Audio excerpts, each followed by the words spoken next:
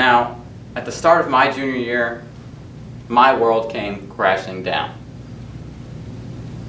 I thought, wow, can't get any worse than this. I'd just been kicked out of the house, and I was homeless at 16. Nowhere to go, and here I am wondering, wow, what am I about to do? So I stayed with a friend 30 miles away from my school. So every day I drove 30 miles and back. A 60-mile total trip every day. And so not 4 months later, I ended up getting into one of the worst car accidents of my life. My car is sideswiped and wrapped around a light pole. I slammed my head into a steering wheel. And I think, wow, this sucks. It can't get any worse. I must have it the worst in the world. I mean, I really have it bad. And this was all pre-COVID, before any of it even started.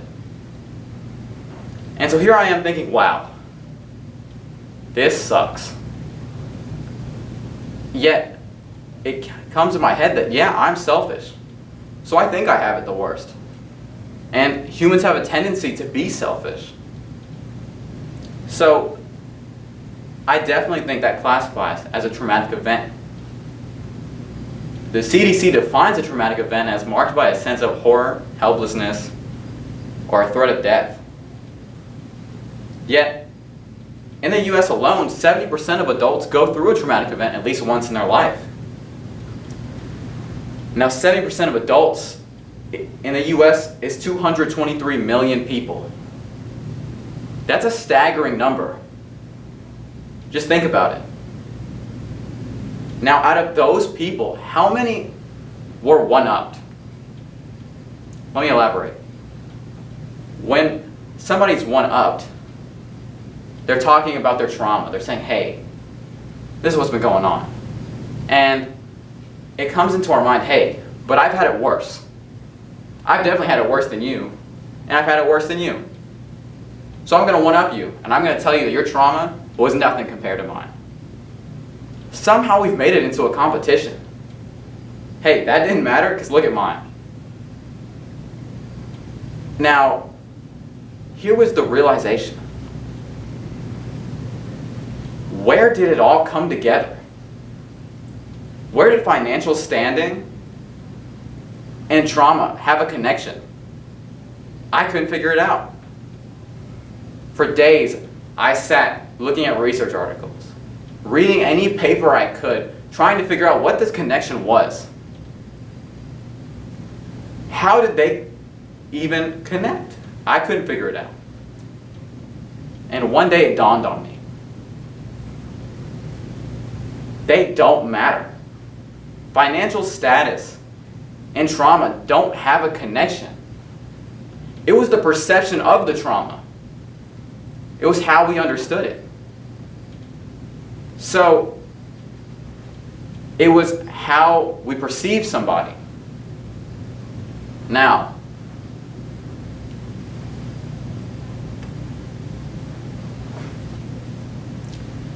let me elaborate.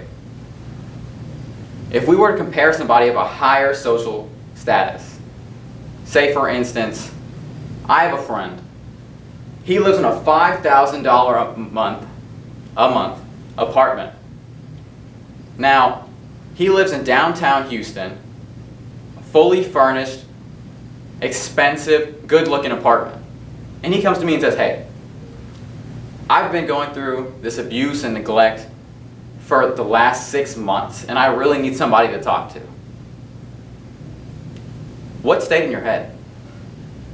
Was it the number I threw out of $5,000 a month? Or was it the trauma? Was it the abuse and neglect? Now, to take it a step further, let's say I have a friend of a lower socioeconomic level. Now, he comes to me and says, hey, I've been going through abuse and neglect for the last 6 months.